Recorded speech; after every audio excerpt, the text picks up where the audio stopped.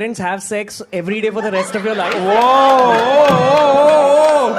क्या हो गया रणवीर भाई को? और अपने पकड़ लीजिए तुरंत। Or would you join in once and stop it forever? हाँ जी, तो रणवीर इलाहाबादिया ने अपने वाहियात कमेंट के लिए माफी मांग ली है। देश की भावनाओं और देश के कानून से उन्हें ये माफी मिलेगी या नहीं, ये अलग सवाल है। लेकिन क्या ये माफी दिल से मांगी गई है या किसी से डरकर मांगी गई है, या किसी ने समझाया है जिसके बाद फौरन आनन फानन में अपॉलॉजी रिलीज की गई? वैसे ये तीनों बातें सही हैं, लेकिन जिस तरह से लोगों ने रिएक्ट किया और एक तरह से रणवीर ने पहली बार रोस्टिंग क्या होती है, ट्रोलिंग तो खैर उन्हें पहले से मालूम है, उनकी पहले भी कई बार हुई है ट्रोलिंग, लेकिन ये सीरियस ऑफेंस के रूप में और वल्गैरिटी और ऑब्सीन विषय पर जिस तरह से वो घिरे हैं, जो रोस्टिंग हुई है, ये यकीनन रणवीर के लिए नेवर सीन बिफोर है। बी प्राक फेमस सिंगर हैं, यूथ में बहुत पॉपुलर हैं। उन्होंने बोल दिया कि मैं नहीं जाऊंगा रणवीर के शो पर। मैं ना यार एक पॉडकास्ट में जाने वाला था अभी, जो बियर biceps, and we cancel that. क्यों? क्योंकि आपको पता है कि वो कैसी पैथेटिक थिंकिंग है और कैसे शब्द यूज करे गए हैं समय रैना के शो पे। बी प्राक जैसी नाराजगी पूरे सोशल मीडिया पर छाई हुई है। सांसद प्रियंका चतुर्वेदी ने एक्सपोज किया कि मैं उस मैटर को आगे उठाऊंगी। तो फिर सवाल यही है कि रणवीर की माफी क्यों और कैसे आई? तो दरअसल दिक्कत खबरों में रहने वाले लोगों के साथ ये भी हो गई है कि मार्केटिंग और पीआर वाले ये ज्ञान इन्हें पढ़ाकर रखते हैं कि बदनाम होगे तो क्या नाम ना होगा, यानी even bad publicity is good publicity. इसीलिए बात सिर्फ ट्रोलिंग तक होती तो शायद रणवीर माफी ना मांगते, लेकिन रणवीर के बहाने जिस अंदाज में पीएम मोदी भी घिर रहे हैं कि उन्होंने रणवीर को आखिर क्या देखकर अवार्ड दे दिया, या क्या वो भी एक गलत जजमेंट था, या अवार्ड वापस उनसे ले लिया जाए, तो रणवीर को यह समझ आना शुरू हो गया है कि यह मामला अब बैड पब्लिसिटी नहीं बल्कि फ्यूचर प्रॉस्पेक्ट्स का है। यकीन ना हो तो उनकी अपॉलॉजी का ये हिस्सा सुनिए। The podcast is watched by people of all ages. Don't want to be the kind of person that takes that responsibility lightly, and family is the last thing that I would ever disrespect. Need to use this platform better. That's been my learning from this whole experience. I promise to just get better. I've asked the makers of the video to remove the insensitive sections from the video, and all I can say in the end is I'm sorry. I hope you can forgive me as a human being. तो अपने podcast platform का जिक्र क्यों करना पड़ रहा है? क्यों कहना पड़ रहा है कि हर आयु वर्ग के लोग देखते हैं? क्यों कहना पड़ा कि मैं उस प्लेटफॉर्म को लेकर बहुत सीरियस हूं? क्यों कहना पड़ा कि मैं अपने प्लेटफॉर्म को फालतू बातें करने के लिए डेवलप नहीं कर रहा? और आखिर रणवीर को क्यों कहना पड़ा कि एक अच्छे इंसान होने के नाते आप उन्हें माफ कर दीजिए? अनकंडीशनल माफी मांगी जा रही है, और ये सब इसलिए कहना पड़ा क्योंकि रणवीर को डर है कि उनका ब्रांड सनातन, और अपने पॉडकास्ट के जरिए उन्होंने सनातन विश्वास, आस्था और विषय पर सार्थक चर्चा करके जो नाम, काम और अर्थ कमाया है, वो सब एक झटके में उनसे छिन सकता है। जितनी तेजी से वो ऊपर गए उतनी तेजी से वो नीचे आ सकते हैं, या क्या पता आ गए हैं ऑलरेडी। क्योंकि ये माफी गले नहीं उतर सकती कि कॉमेडी आपका विषय नहीं है। अरे नहीं है तो फिर गए क्यों? क्या आपको नहीं पता कि इंडियाज गॉट लेटेंट किस टाइप का शो है? समय रैना का क्लेम टू फेम क्या है? और चलिए अगर आपको नहीं भी पता था, फॉर 1 सेकेंड मान लेते हैं, तो क्या आपके लेवल का मीडिया से जुड़ा व्यक्ति और कंटेंट क्रिएटर बिना किसी जानकारी कहीं भी किसी भी मंच को शेयर करने पहुंच जाएगा? आप सोच समझ कर गए होंगे ना। और जो आपने पूछा या बोला वो भी फुल स्क्रिप्टेड था, क्योंकि एग्जैक्टली वही बात एक और इंग्लिश प्लेटफॉर्म जो विदेश का है उसमें पूछा गया, और वही आप भी कह रहे थे। Would you rather watch your mum and dad have sex every night for the rest of your life, or join in one time to make it stop and never have to watch it again? Other, watch your parents have sex every day for the rest of your life. क्या हो गया रणवीर भाई को? और अपने पकड़ लीजिए तुरंत। Or would you join in once and stop it forever?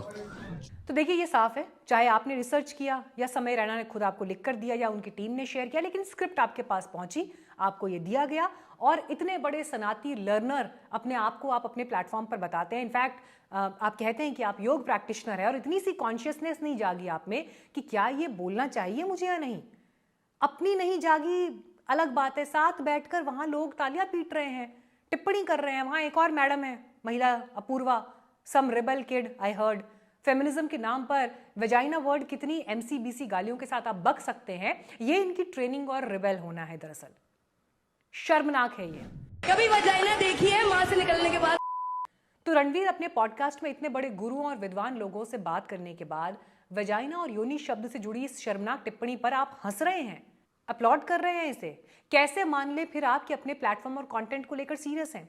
मुझे ये बताइए कि कितने ही तंत्र उपासक आपके प्लेटफॉर्म पर आए और आपकी वाणी से लेकर सोच और आचरण में सुधार का ज्ञान आपको देकर गए। आपको क्या, हमने भी कितनी बातें उनसे सीखी हैं, हम भी आपका कंटेंट देख के और आज भी सीख रहे हैं।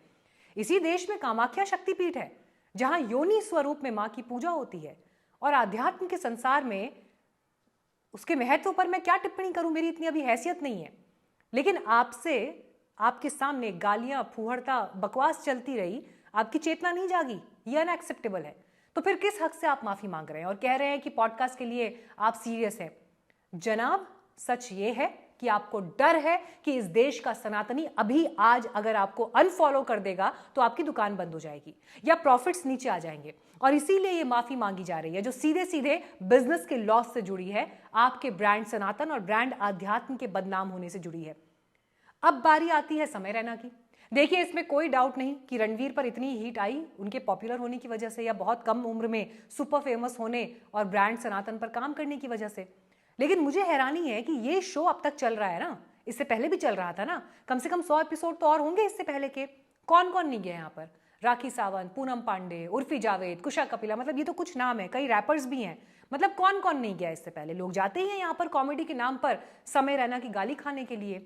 गाली कितनी कूल है या गाली कितनी कंफर्टेबली दी जा सकती है और खाई जा सकती है, ये शो उसकी मिसाल है। कॉमेडी के नाम पर फुहड़ता परोसने वाली जहरीली पौध ये सोच रही है कि इन्होंने क्रिएटिविटी के झंडे गाड़ दिए हैं, और हाँ, इन्हें ये लगेगा क्योंकि लोग टिकट खरीद कर इन्हें देखने जा रहे हैं, मेंबरशिप पे कर रहे हैं, कंटेंट देख रहे हैं इनका। समय रैना इसी मेंबरशिप से पैसे छाप रहे हैं 5 करोड़ महीने का। और देखिए, मार्केट की स्टडी और रिसर्च होगी कि देश और समाज और यूथ में कितना प्रभाव रखते हैं ये लोग, क्योंकि तभी तो इन्हें केबीसी में सदी के महानायक के सामने बिठाया जा रहा है। मतलब हरिवंश राय बच्चन के बेटे अमिताभ बच्चन, परंपरा, प्रतिष्ठा, अनुशासन का चेहरा माने जाने वाले अमिताभ बच्चन के सामने ये लोग स्क्रीन शेयर कर रहे हैं, जिनकी भाषा इधर से उधर नहीं होती।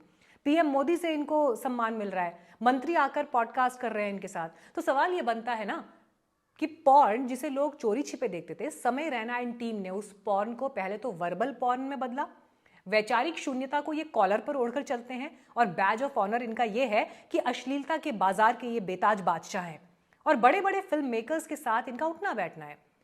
और एक बात बताऊं आपको कि अभी कितना मर्जी शोर हो, हल्ला हो, लेकिन बदलेगा कुछ नहीं, क्योंकि इन लोगों ने यूथ को पागल बना दिया है और इनके भीतर कूल होने की अलग परिभाषा और आदर्श इन्होंने गढ़ दिए हैं। मुझे जावेद अख्तर साहब की एक टिप्पणी अभी याद आ रही है जो उन्होंने भद्दी कॉमेडी को लेकर या गालियों के प्रयोग पर एक बार उन्होंने कहा था, सुनिए। Where there is party, people eat lot of chili because the food is bland. So they, just to get some taste, they eat chili. Gali is the chili of language. Wow. If you can speak good language, the conversation is bland, you will put some galis in it. Just to give it some energy. इतने poetically insult किया sir आपने stand up comedians को। बुरा भी लग रहा है पर अच्छा भी लग रहा है थोड़ा सा। तो देखिए, सीधी बात है, कॉमेडी वो है जो परिवार के साथ देखी और एंजॉय की जा सके, जो गाली किसी भी शारीरिक बनावट और पॉर्न पर आधारित ना हो। व्यंग वो है जो देश काल परिस्थितियों पर झकझोरने वाला विचार रखे। कम से कम व्यंग पुरोधा शरद जोशी, हरिशंकर परसाई की परंपरा पढ़ने देखने वाले लोग तो जरूर मेरी इस बात को समझेंगे। और हास्य विनोद वो है जो एक सतही बुलबुला ना होकर हंसी की गहराई देकर जाए।